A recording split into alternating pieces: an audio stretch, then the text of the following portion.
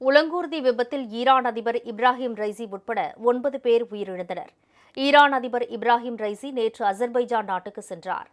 அசர்பைஜான் அதிபருடன் அந்நாட்டில் புதிய அணை திறப்பு விழாவில் கலந்து கொண்ட இப்ராஹிம் ரைசி உலங்கூர்தி மூலம் ஈரான் புறப்பட்டார். அவருடன் ஈரான் வெளியுறவுத்துறை அமைச்சர் ஹுசைன் மற்றும் மூத்த அதிகாரிகள் உட்பட 8 பேர் உலங்கூர்தியில் பயணித்தனர். ஈரானின் கிழக்கு அசர்பைஜான் மாகாணத்தின் ஜோல்பா நகர் அருகே பறந்து கொண்டிருந்த போது உலங்கூர்தி திடீரென மாயமானது. இதையடுத்து உலங்கூர்தி விபத்துக்குள்ளாகி இருக்கலாம் என சந்தேகம் எழுந்ததால் கட்டுப்பாட்டு அறையுடனான தொடர்பு துண்டிக்கப்பட்ட பகுதியில் ஈரான் மீட்புக் குழுவினர் விரைந்து சென்று தேடுதல் பணியில் ஈடுபட்டனர். மலைப்பகுதி என்பதாலும் அதிக பனிமூட்டமாக இருந்ததாலும் தேடுதல் பணியில் பெரும் சிரமம் ஏற்பட்டது. இந்நிலையில் மாயமான உலங்கூர்தி விபத்துக்குள்ளானதாக ஈரான் அதிகாரிகள் தெரிவித்தனர்.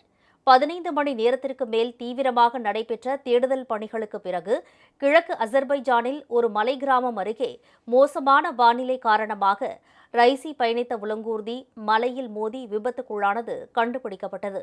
இந்நிலையில் உலங்கூர்தி விபத்துக்குள்ளான பகுதியில் இருந்து ஈரான் அதிபர் இப்ராஹிம் ரைசி, அவருடன் பயணித்த வெளியுறவுத்துறை அமைச்சர் ஹுசைன் அமீர் உட்பட 9 பேரின் உடல்கள் மீட்கப்பட்டன. ஆனாலும் உடல்களை அடையாளம் காண்பதில் சிக்கல் நீடிக்கிறது. உலங்கூர்தி விபத்தில் ஈரான் அதிபர் இப்ராஹிம் ரைசி உயிரிழந்த நிகழ்வு பெரும் அதிர்ச்சியை ஏற்படுத்தியுள்ள நிலையில் ஈரான் துணை அதிபர் தற்காலிக அதிபராக பொறுப்பேற்றுள்ளார்.